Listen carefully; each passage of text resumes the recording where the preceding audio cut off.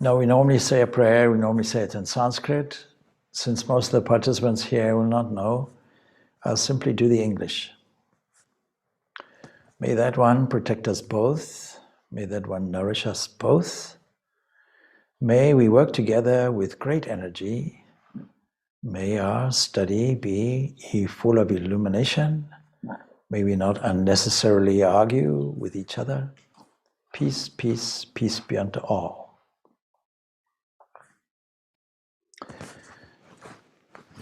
Everything that we observe has a support. If you want to build a building, there must be a support called foundations. And foundations itself will have the earth. Then the next question is, if it's true that everything has a support, what supports the earth? There's some kind of gravitational principles that keeps the earth in rotating and doesn't allow the earth to fall or to rise up or go anywhere. Some principle that is discovered by science through Isaac Newton and Albert Einstein understand how bodies can be kept in suspension. Just as buildings have to have a foundation, the body has also a foundation and a support. The mind also has a support. And when we talk about the deeper things on life, we have to ask, what is the support there also? There must be some foundation there, which is solid, which doesn't move, which is ultimate. And that foundation, open to discovery by introspection. And in religion, we call this introspection prayer. Of course, the foundation of all religion, therefore, is prayer. But what does prayer mean?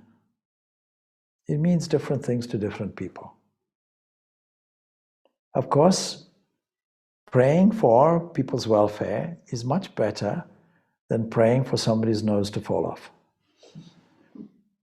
And yet, in religious history, we find both types of prayer. May my enemy be cursed, and all of that goes on, assuming that there is some foundational principle that directs it and allows it to happen, some entity we can appeal to. And in man's initial inquiry into what is the truth, what is life, what is the foundation for everything, it's natural to go from the outside to the inside. And what we call the outside is generally categorized as nature. But we have a peculiar idea about nature that excludes us. And so in an informal discussion before we started this session today, it was mentioned that turning to nature was comforting for those who were in isolation from COVID or suffering from the complications of the COVID. But of course, the assumption is that nature is trees and flowers and the sea and gardens and all of those kinds of things. It doesn't include buildings and factories and Tesco's and floors and washrooms and all of those kinds of things. Somehow we seem to have excluded the body itself. Somehow we seem to have excluded an awkward neighbor or an awkward situation. And so, in the most ancient philosophies, we regroup all things that exist under this heading of nature. Because in this nature we have some natural laws. Modern science has kept these laws, but since about the 17th century onwards, since about that time, there was a 30-year war that between Protestants and Catholics in Europe, and thinking people, scientifically minded, took the attitude, if you can't agree about the post-mortem life and God and all the rest of it, let's leave you to argue it all out and fight, and we'll concentrate on science, this existence, and find out what is here. And so you have an age of enlightenment where science develops. It's a revival of the original inquiry. What is this life all about? Does it have any meaning? Does it have any purpose? Is there any direction to it? And the more they investigate it and endorse the reality of materialism, the further away they get from the original ideas of what is nature.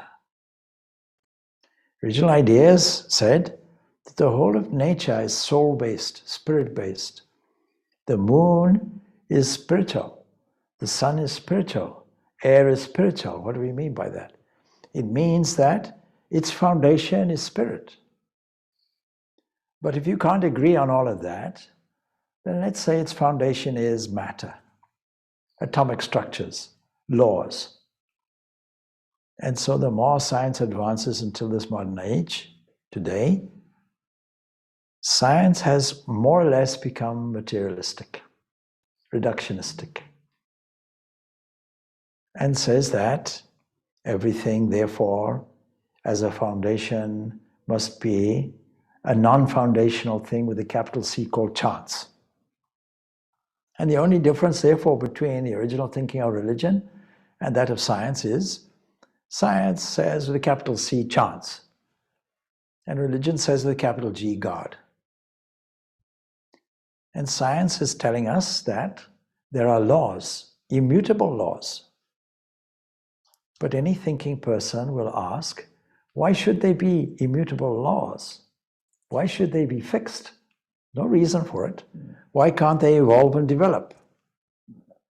Why should there be this fixity with no reasoning behind it?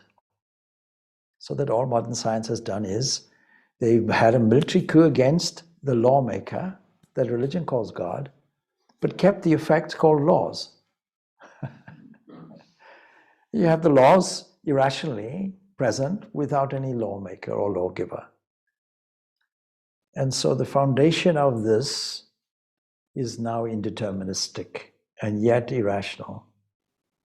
And it's taken away the poetry from the moon, the sun, the stars, the earth, the space, the human body, the breath. It's taken away the spirit and left us with a dry kind of intellectualism that doesn't seem to fully work because it doesn't solve our problems. So what are some of these problems? Well, you yourselves know what they are for you, but the kind of prayer that we're talking about has developed from praying for something to then a problem-solving mechanism in a spirit of desperation, looking to some kind of higher power and thinking that this power will bestow on us all the things we want. The problem is, a prayer of that kind doesn't give us anything. Think of it now. Supposing prayer is a thought movement, then if you say, I want something, it means I haven't got it. I want happiness means I haven't got it.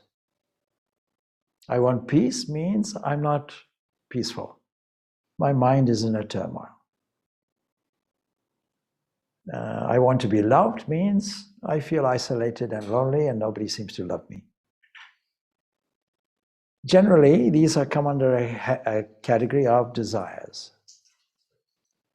A desire means I feel there's some gap in me that can be fulfilled from outside. I can't solve it from inside. And so we struggle trying to fill the gaps all along, assuming that what we call nature is full of holes, incomplete. Like the British Roads Department, making holes and then filling them the next day. What is your job? Make holes. Job for the next day? I fill them. Next day, make them again. Like that.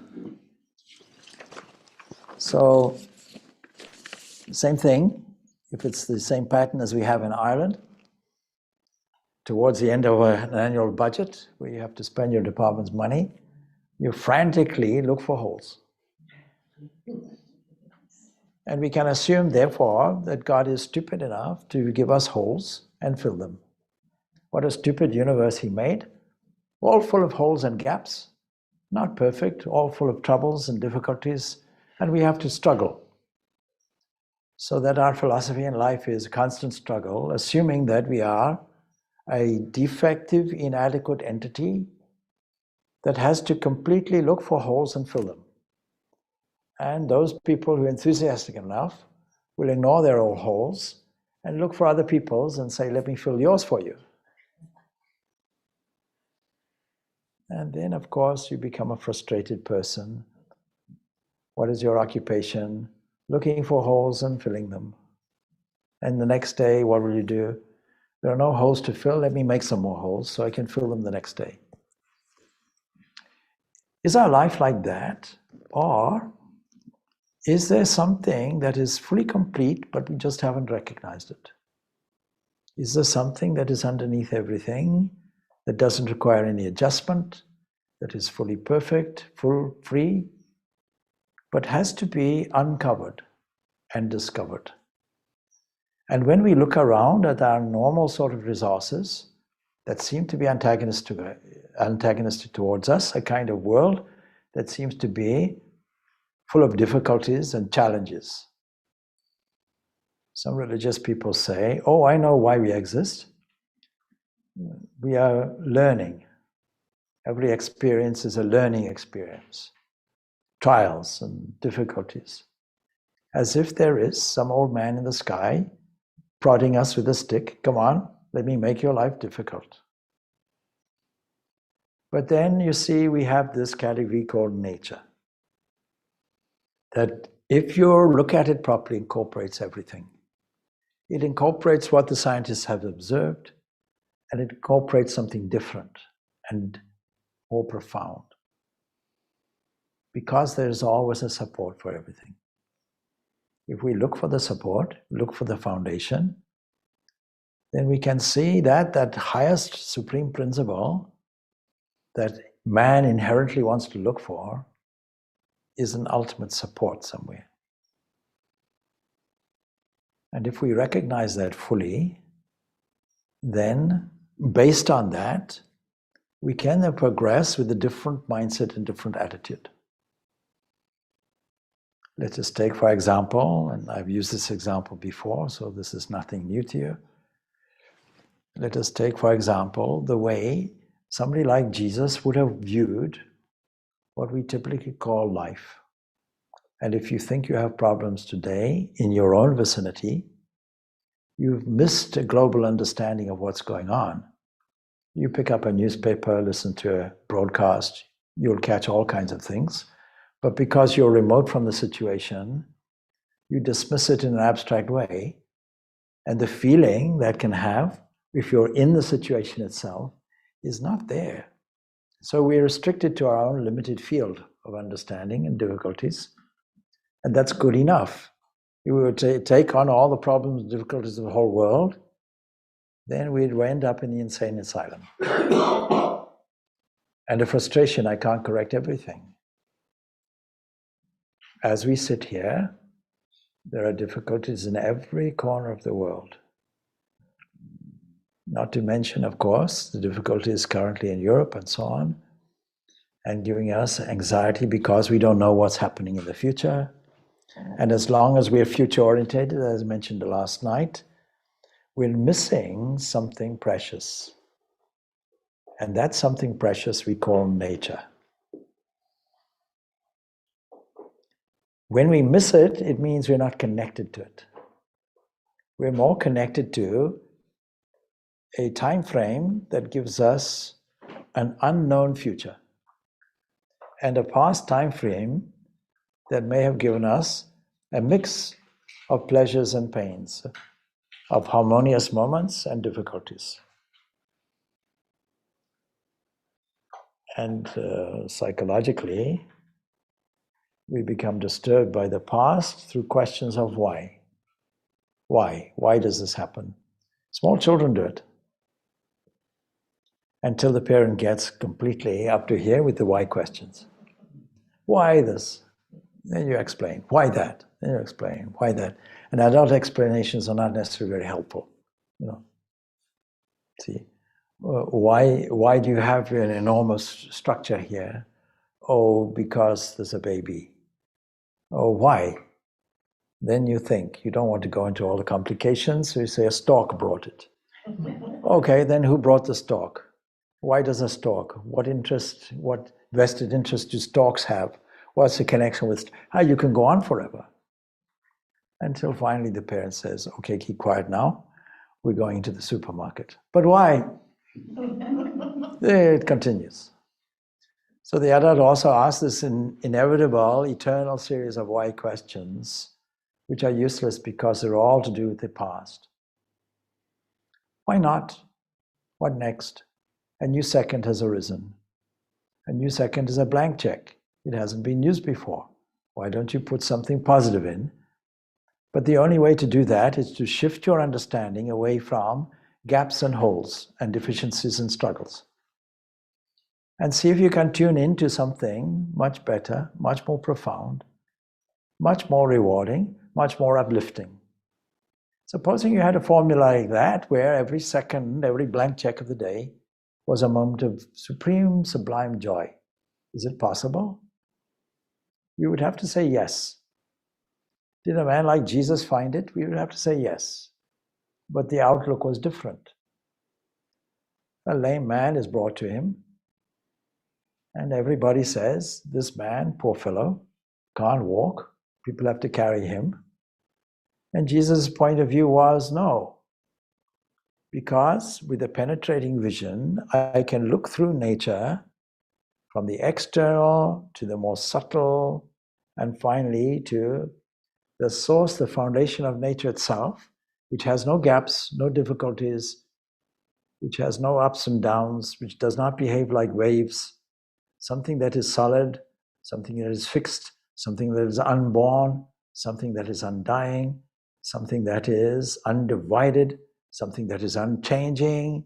With a penetrating vision, I can look at that to see an infinite invisible and see that is already perfect, full and free.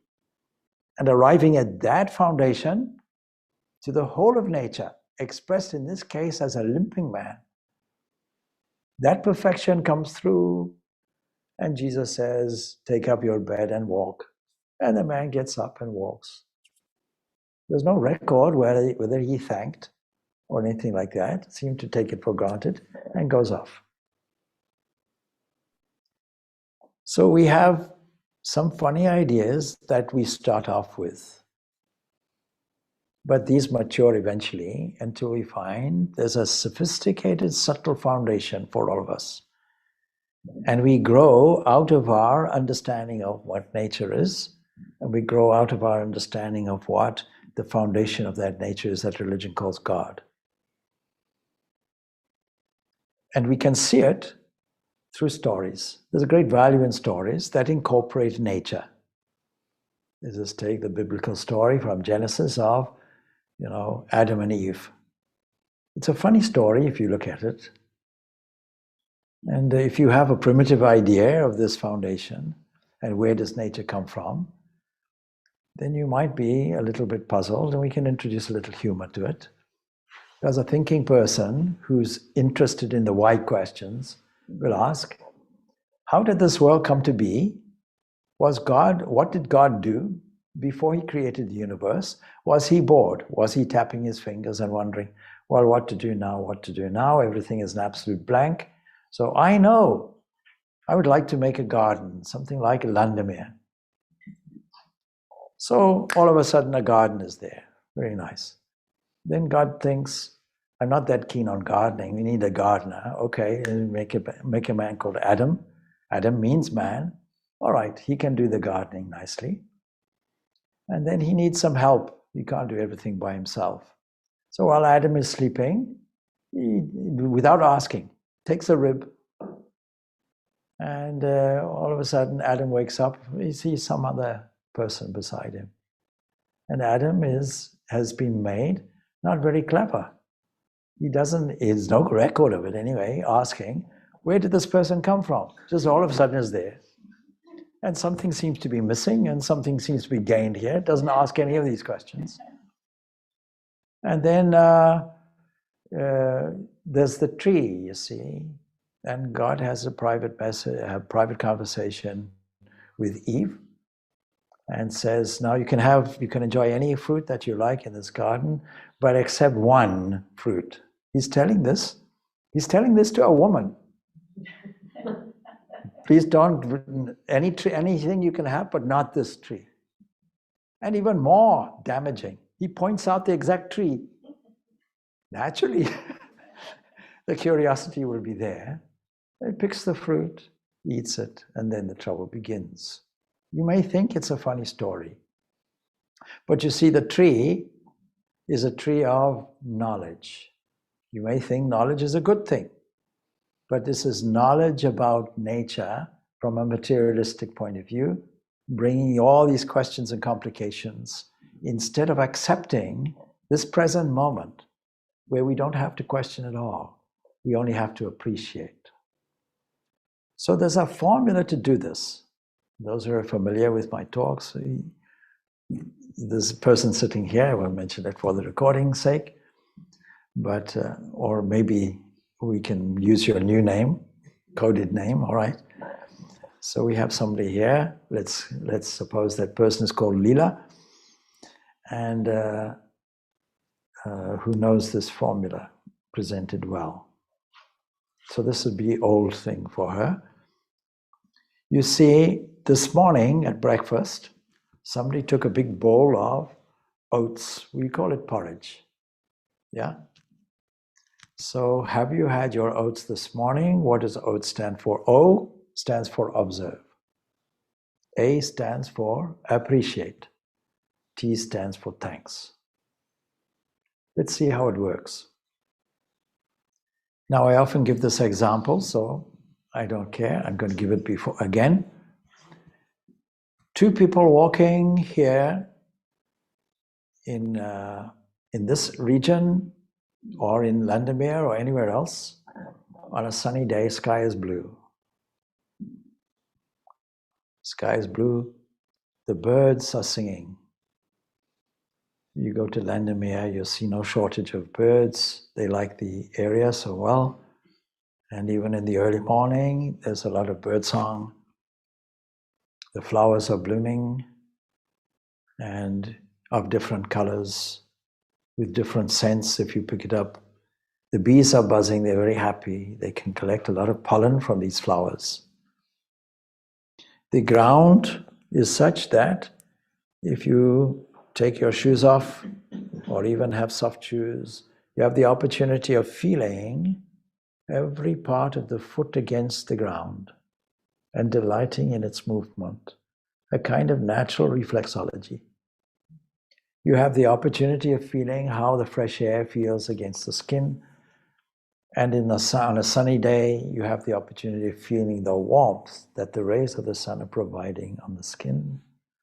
And you can smell the air, the freshness of the air, particularly after it has rained, as it has now. You can smell the earth. You can feel the softness of trees. If you come across a tree, you can feel the texture with the hands. You can enjoy the variety of forms and colors all around you. All these opportunities are there. You can't do it all at once. Nature has provided us a mechanism of time where we appreciate one thing and then another thing and then another thing. If I were to ask you to close your eyes, don't do it, but if I were to ask you to do it, and then see and register how many sounds can you hear, the chances are you may be able to hear half a dozen, including your own breathing. Then you say, okay, can you do that all at once? No, you can't do it. If you were to take all the sensations in one go, you'd be half mad. Nature provides us a mechanism called time that allows us to have an appreciation of things sequentially. If I ask you how many songs do you know, and you may say, I don't know, maybe 20 songs, and I say, okay, sing them all now simultaneously, you won't be able to do it. You'll only be able to do one note at a time, one syllable at a time. The wonderful mechanism to stop us being confused and to systematically arrange our thought processes in such a way that we can seek clarity, we can seek new revelations, we can seek new appreciations. Alternatively, we can worry and create anxiety for the mind. That's our alternative. And we can also do that sequentially. Without our noticing, there's a train of time that goes along, and it can be in our favor or against us, but it's up to you. We can't blame nature for it. We can't blame God for it. It's entirely up to you. How you use any current supplied to you or any resources supplied to you. You are your own best friend. You're your own worst enemy. This is a quotation from a certain text called Bhagavad Gita, 6th chapter on meditation.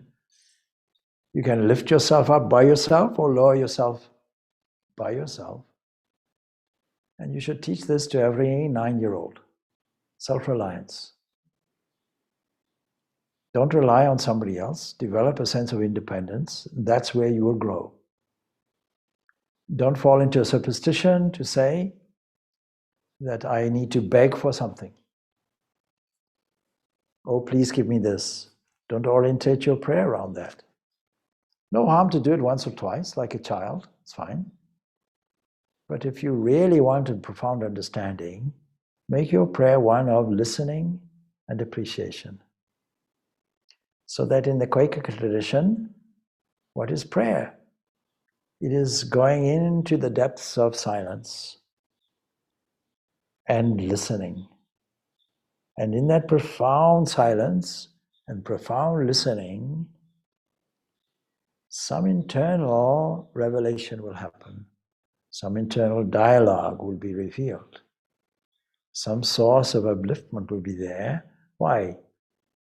Because you didn't clutter the listening apparatus and the listening response with all your traffic, with all your anxiety, with all your individuality, with all your struggles, with all your concern about filling holes and making more holes, with all about your past and regret.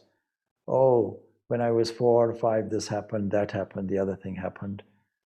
And all the individual egocentric positions. Nobody likes me. I wish somebody would appreciate me. I wish somebody would thank me. I wish somebody would tell me how nice I am. I wish I would say, somebody would tell me, oh, you gave a nice talk, instead of, oh, that was the worst talk you ever gave. And then the whole body language collapses and my whole attitude gets depleted. Oh, no, it was a very good talk. Oh, very nice. Inflation. This is inflation, not a monetary kind, but an egocentric type. So this inflation and deflation occurs with all of us, depending on an external thing. No, be independent of it. Determine your own growth. Respond to nature's formula for inner growth. You have some examples for it? Yes. Let us come back to 2 people walking in a garden with all these opportunities. The chances are that if 2 people are walking in a garden, they're completely oblivious to the bees buzzing, the color of the flowers, the scents, the sensation of the air against the skin, the warmth of the sun, the blueness of the sky, the freshness of the air, the feel of the ground against the foot, all the sound of the birds. They're completely oblivious to all of these things. Why? Because they're talking about COVID, or the Ukraine-Russian situation, or their domestic affairs, or their financial difficulties, or their awkward children, their teenagers. See how we occupy the mind with garbage. We lost this opportunity that time provides us second by second, so that if I ask you how many sounds you hear, you identify one and the others are faded. Then you bring up another one and the other ones fade. Bring up another one, the others are fade.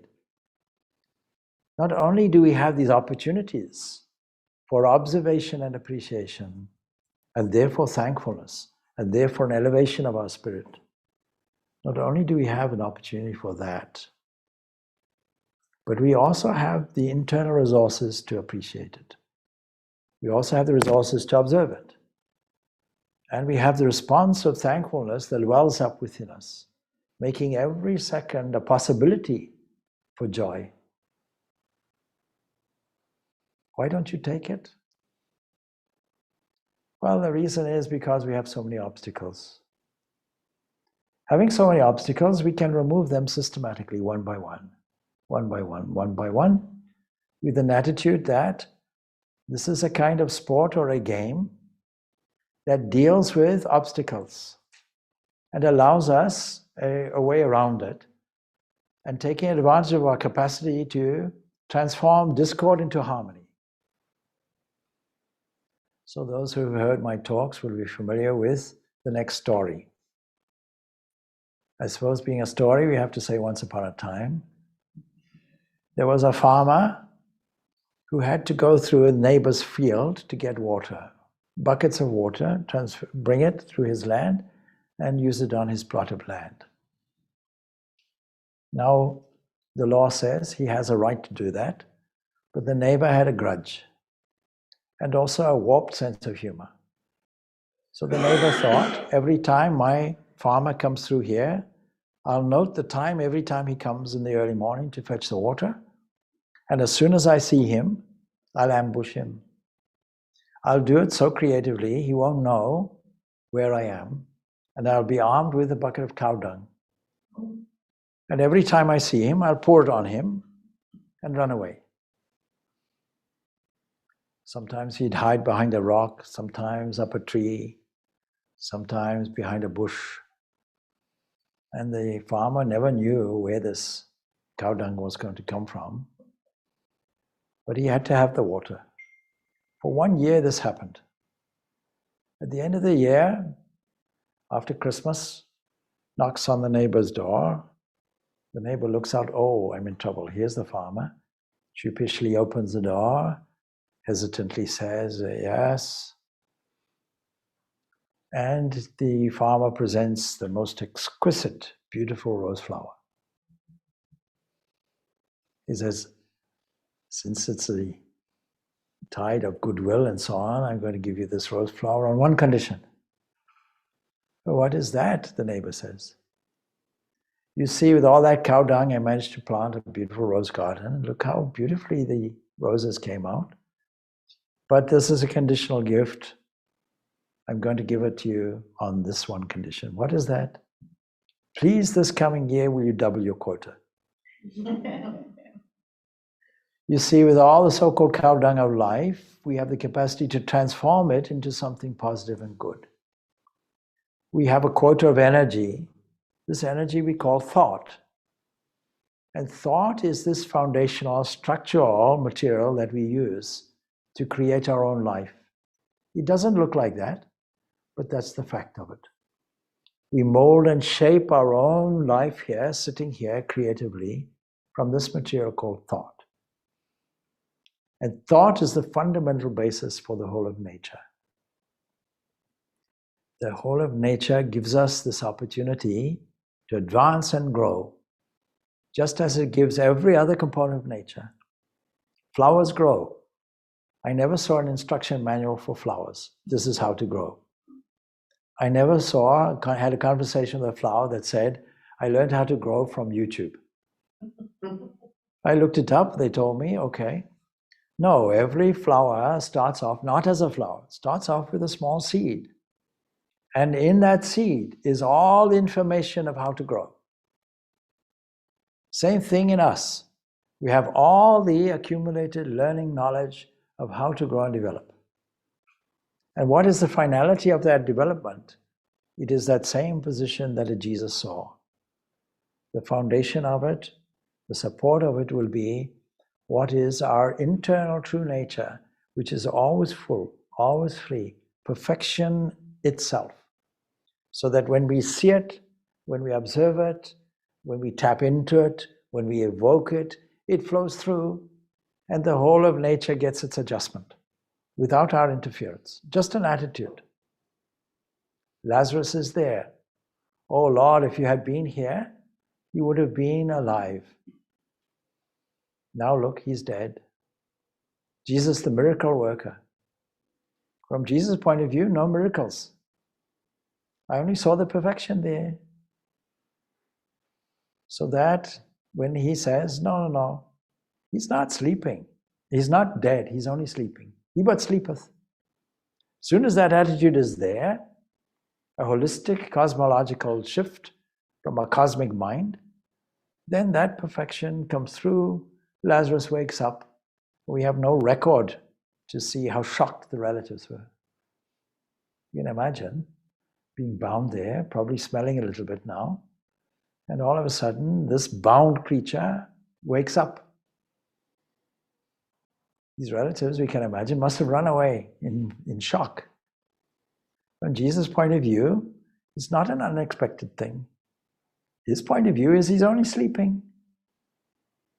And we're all going through this every night. Every night we are vacating our personal occupation, our identity that we use for passport purposes, and that we play different parts in a dream, and vacating completely in a deep sleep, dreamless sleep, where there's only a sense of peace, no individual identity whatsoever, a creative point, a creative moment of poise, where we can manufacture all the things we want. This moment of poise is a creative moment, and nature duplicates it. So what we call nature is a series of creative events, starting off from a cosmic mind that develops into a wave system of different kinds and combinations. And underneath what we see are these subtle waves, combining and recombining.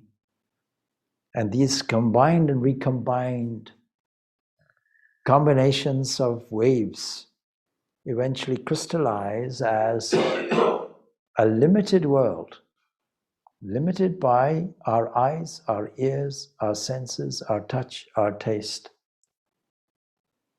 Can we learn to systematically reshuffle things and go beyond the borders of the sense perceptions, broaden our horizon, and access the more subtle waves, access ultimately the cosmic mind, and masterly operate from there, deliberately changing our reality as we wish, in such a generous way that everyone gets benefited. And we say, yes, there's a possibility of doing that because we know people have done it. And if one person has done it, everybody can do it. All of us can do it. All of us have the capacity to take this manure just as a flower does.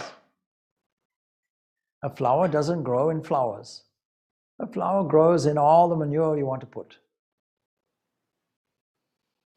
And the manure doesn't dictate to the flower, doesn't say, you're my student, I'm responsible for your growth, you're using me.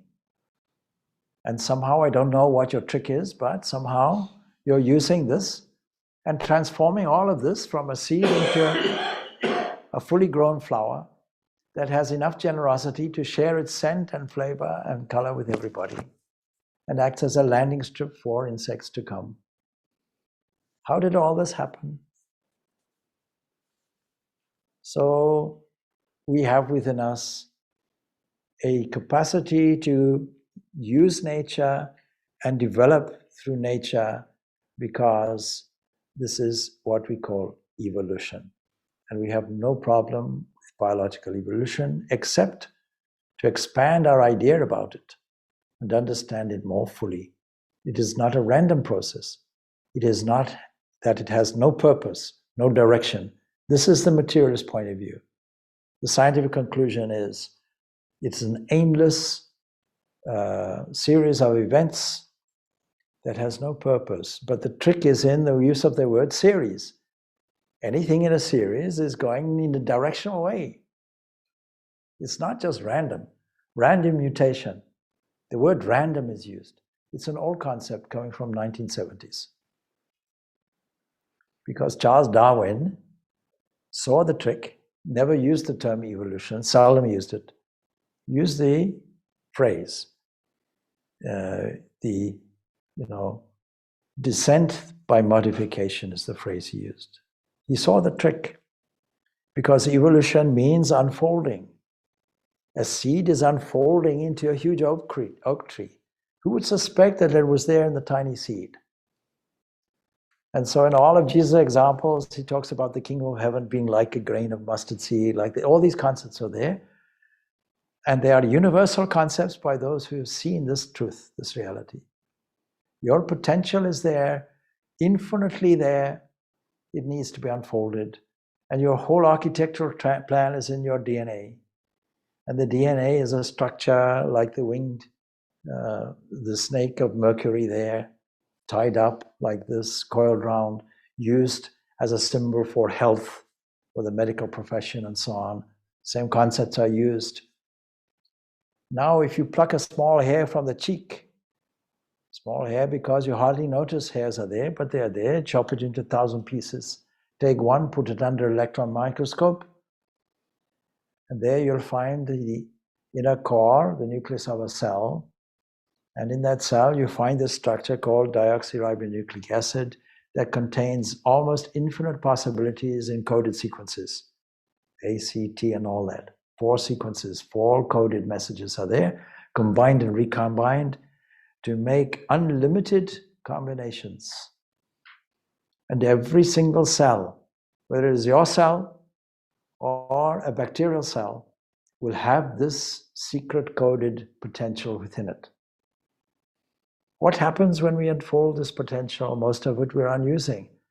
We're not using it because of where we're directing our mind, where we're directing our attention. We're putting it toward the external structures, not willing to look beyond that and within it, not willing to expand our horizon, not willing to go into more subtle areas that are more truthful, more profound, more foundational, until the full potential unfolds by itself. And what will we arrive at the end? What is our full potential? What is this kingdom of heaven that evolves from within? It is our own true nature, which is full and free and perfect. Religion can call it God if you like, but the word carries baggage, and the word carries limitations of concepts for many people. It's only a word. Shift your language, shift your concepts, but it is there within you. Kingdom of heaven is within you. It's not in some post-mortem condition. It's not an ice cream parlor that you go to after this life. And the opposite is a barbecue with you yourself being on it. Nothing like that. There's a story about a man who led a good life, but he was posted to the hell department. And they said, please sit on this chair. He sat on the chair, and he wondered, what will I do, And then there was an exquisitely beautiful damsel who came along, sat on his lap, and he was very puzzled. So he asked the supervisor, please, am I really in hell? Yes. What kind of punishment is it? Oh no, it's not your punishment. This is her punishment.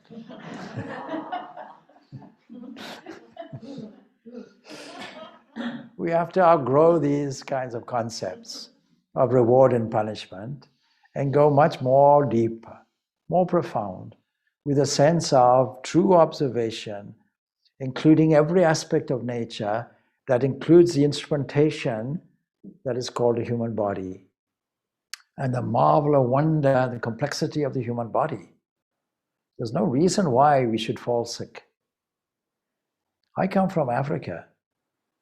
I was mentioning the other day, or when we arrived here yesterday, I said, I never saw an elephant with diabetes. I never saw a giraffe who had a heart attack, even though the heart has to pump all the way up there against gravity. I never saw deer, what we call impala in Africa. One is this size, one is that size, all pretty standard size. So what is their secret? We can call this nature. We are attuned to nature, nature's natural rhythms. That includes discord. Where do we have the advantage? We have the capacity to transform discord into harmony. It's a game like that. Learn the game to do it, how to do it. Learn to maneuver your attention in such a way it becomes joy-bearing, not a troublesome thing. So evolution has given us the opportunity to unfold our DNA and use our full potential that remains largely untapped, and evolve using, as an example, our small seed, our potentiality, unfold it into a massive tree. See how every one of these trees there started off as a small seed and used all the manure around it. And didn't listen to the manure who said, "Oh, please, you have to smell like me." The flower says, "No, no, no. I think other people prefer my scent. It's much better." And so every species is constitutionally different, supplied with all resources around them to unfold and develop. And nature then becomes like a mother. Materialist perspective is, originally anyway, in the Victorian times, nature is our enemy. Nature is something like a dangerous lion or a tiger, and we have to defeat it. We have to conquer it. And we do it through natural selection, which is struggle. Struggle, fighting, survival of the fittest, all raw animalistic terms that give us a wrong idea about nature. But you see, if it was selection, if it was survival of the fittest, if it was struggle, if that is the key to evolution, then a Jesus is a failure. A Buddha is a failure. A Ramakrishna is a failure. These great saints and sages, these are all failures. Because the two important biological directives within us, namely propagation of the species and streaming negative entropy on ourselves, that is eating and drinking and survival instincts, these people weren't interested in any of these things. These people transcended these directives. None of them were interested in procreating. None of them were interested in eating and drinking. None of them were interested in elevating basic survival things to a sophisticated level. I was recently in Paris, and somebody took me out for a place to eat, and I was joking a little bit. I said, "I believe the French are fond of escargot, snails." And we were waiting a long time. I wasn't going to eat any or anything, not even out of curiosity. So I made the comment, "Do they have snails here?" He said, "Oh, yes." I said, "They seem to be disguised as waiters."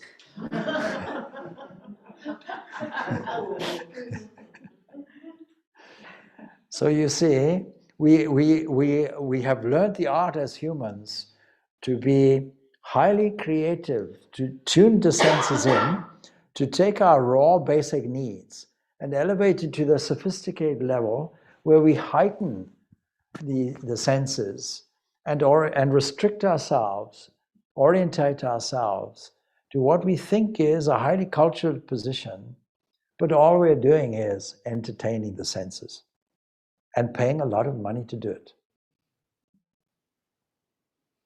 There is a natural appreciation within us, a sense of beauty because our nature is like that.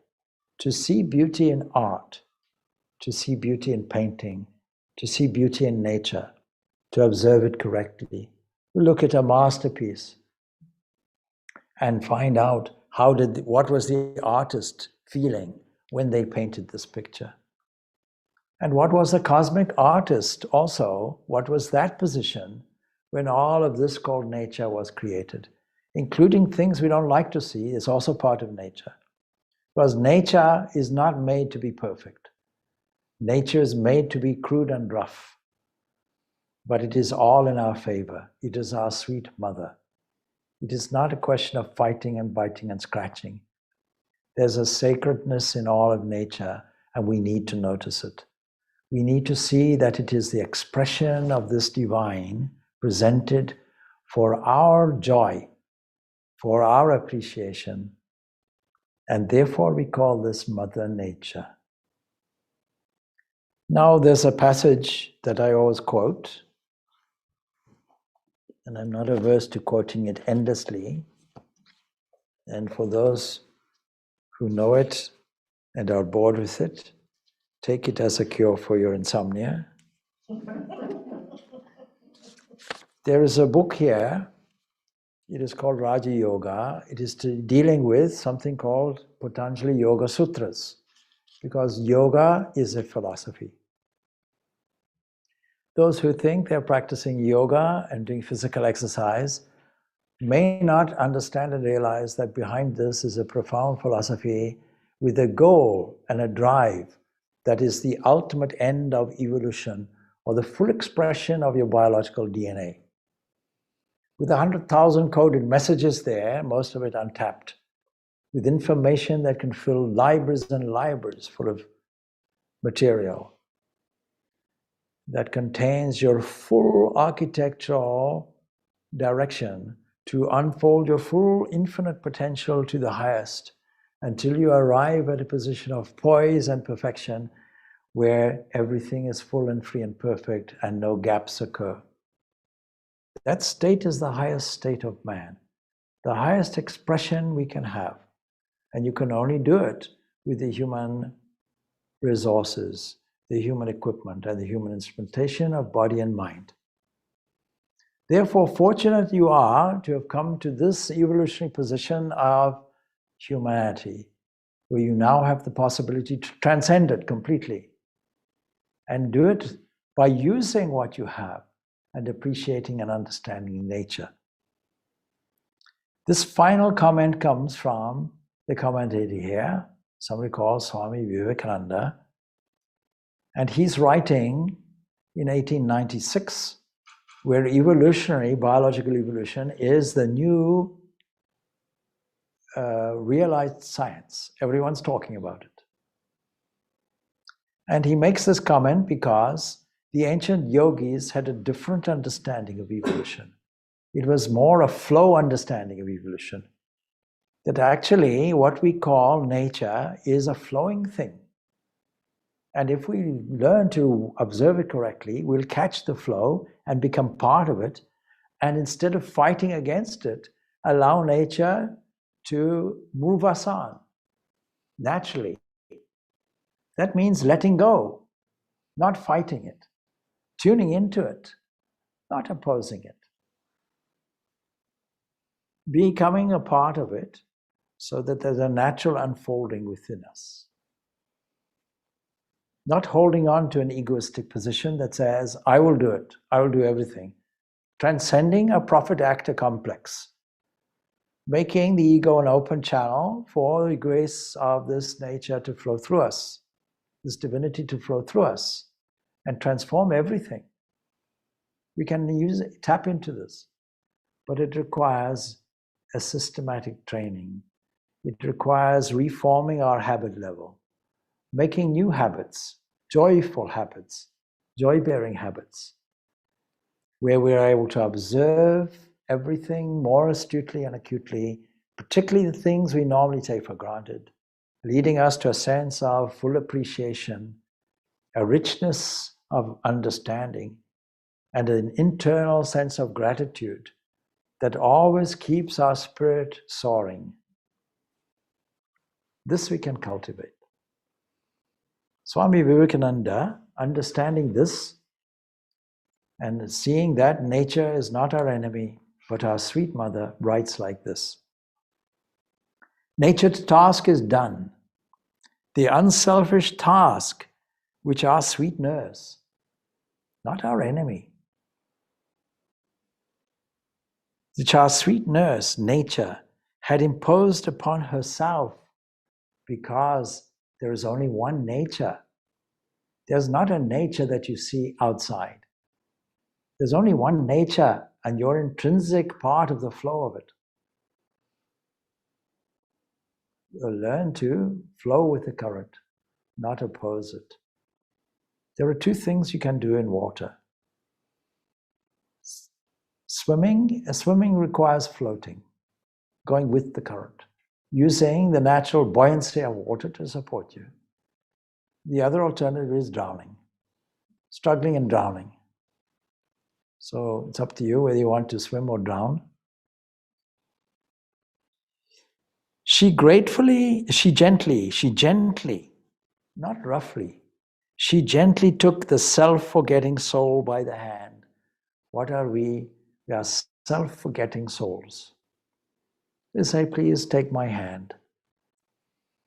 The self-forgetting soul by the hand, as it were, and showed him all the experiences in the universe.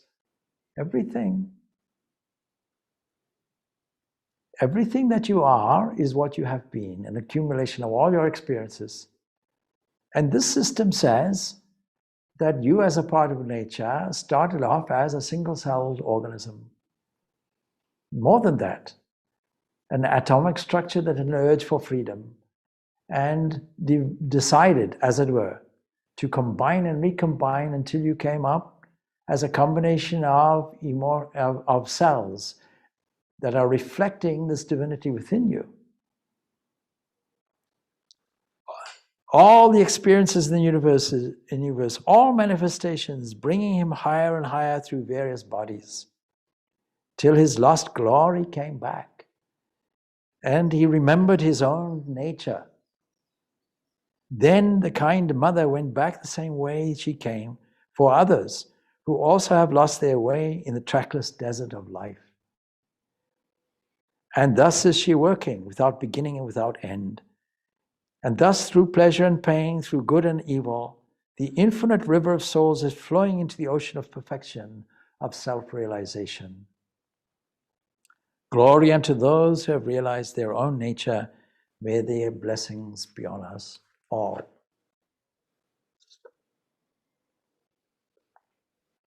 So there's a clear formula, repeated over and over again, that during today, during this retreat, the rest of your side of it, your effort, is to enjoy your surroundings in such a way that you observe things you never observed before. And in an exercise that you do as part of today, we have, in fact, it's after lunch, you have the opportunity for observing, to walk to and on the beach, and you are encouraged, bring a notepad and a pen with you, and you will be astonished at the things that you normally overlook. Sensations that are available for you, sensations that are available purely for your pleasure and joy. Why do we seek happiness? Because our nature is bliss. Why do we seek survival? Because our nature is pure existence. Why do we seek to know more and investigate through science? Because our nature is pure knowledge or consciousness. And this is expressed throughout nature. That means that there is no foundation separate from nature. Nature is an expansion of the foundation. There is no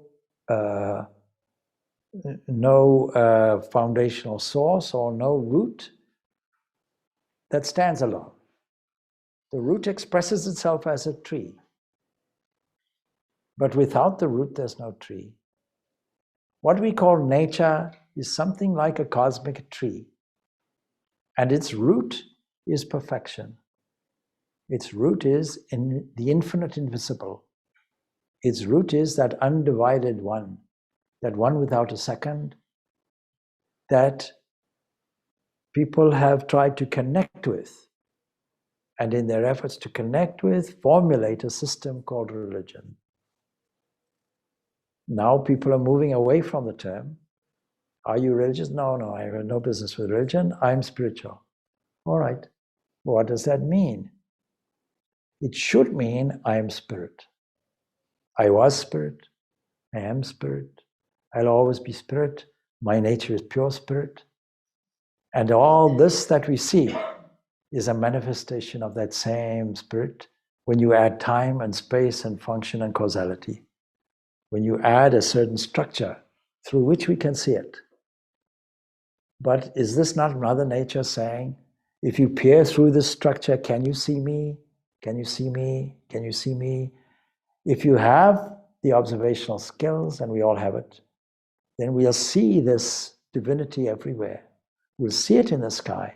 We'll see it in the stars.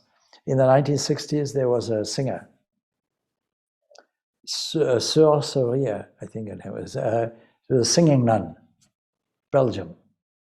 It was very popular. Those who are old enough would have known it, yeah.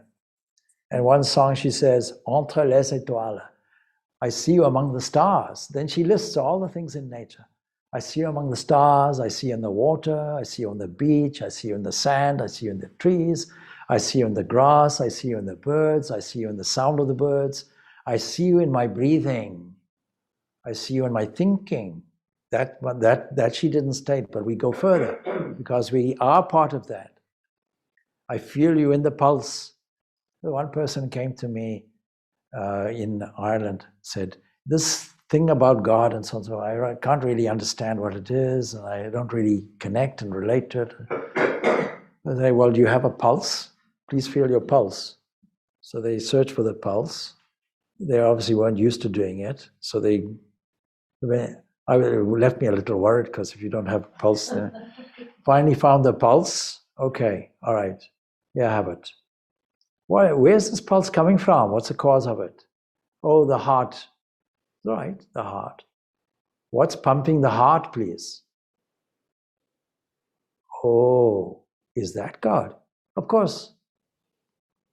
Now, can you look for the pulse of life? Every bird has a heartbeat. This whole of nature has a rhythm we call night and day, a drama of birth, life, and death. We shouldn't avoid it. We shouldn't think that it's a tragedy. We should celebrate it. Every cell of your body gets a rebirth. Every 7 years, you get a brand new body. I know the mirror doesn't tell you this same story. You look inside it and say, the Swami said, I'm completely renewed. No, I can't see it. I can see I'm actually older, 7 years older. All right, never mind. Go and have an eye test. No, it's not renewed in that sense. So there's an internal drama in everything that you're not seeing. If we have eyes to catch it, we'll see it. And every new seeing, every layer that gets unfolded becomes a new and glorious revelation. And then with every revelation comes an internal surge, an upward surge, where the breath gets suspended, everything gets suspended. In a whole atmosphere of joy that cannot be contained. It has to flow out to everybody. Inevitably, it's there. And you feel, I'm one with nature, truly one with nature. Nature is not separate from me. It's not my antidote to COVID. I feel I'm part of nature. And COVID itself, the virus, is part of it. It's not excluded. COVID will know what it's doing. It'll integrate into your own DNA. And you'll live happily ever after along with it. It'll be your companion, unseen. Don't think it's your enemy. Yes, people have suffered and died from it. But don't think that death is a tragedy. It'll happen to all of us. Every moment is a moment toward the graveyard. In my case, I'm closer than many of you. So that's okay. But every night we have a dress rehearsal for it. Every night we vacate our passport personality and go into this deep sense of peace. And then we reincarnate in the morning. Oh, good morning, there we are again. So for the dying person, it's not a tragedy. The dying person, they're letting go. They're better off. It's only the people left behind that are attached to this, that have this difficulty, that think that's a tragedy. Oh, the child passed away at 4 years of age. Even our language is difficult. Passed away at 4 years old. What a pity. Why did God do this? No, God had nothing to do. Don't blame an unsuspecting God for it. There is birth and there is life and there is death. And for that entity passing away, they're not facing all the difficulties of Ukraine-Russia war. They're much better off. And they have more to lose. You see, the dying person is losing everything. They're losing their bank account. They're losing their relatives. They're losing their friends. They're losing their house. Everything they're losing. But no person dies, according to the expert on bereavement, Elizabeth Kubler-Ross. Everybody who dies, so-called, is happy to do so, happy to release and let go. At that moment of let go, they pass over nicely. And the people behind are only losing one person, one thing, that's all.